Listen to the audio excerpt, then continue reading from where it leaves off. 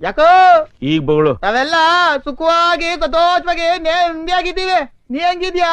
ನಾವೆಲ್ಲ ಸುಖವಾಗಿ ಸಂತೋಷವಾಗಿ ನೆಮ್ಮದಿಯಾಗಿದ್ದೀವಿ. ನನ್ಗಳೆಲ್ಲ ಸಂದಾಕವ. ಮುಖ್ಯ ವಿಷಯಕ್ಕೆ ಬರಲ್ಲ ಬರ್ಕ.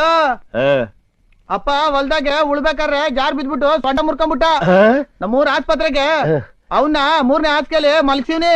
3ನೇ ಹಾಸಿಗೆ ಅವ್ವ ಅಪ್ಪನ್ಗೆ ಬಿಸಿನೀರ್ ಇಡ್ಬೇಕಾದ್ರೆ ಸೀರೆಗೆ ಬೆಂಕಿ ತಗ್ಲಿ ಹತ್ರ ಮುಕ್ಕಾಲ್ ಭಾಗ ಸುಟ್ಟೋಗ್ಬಿಟ್ಟಾಳೆ. ಅವಳುವೆ 4ನೇ ಹಾಸಿಗೆಲಿ ಮಲ್ಸಿವ್ನಿ.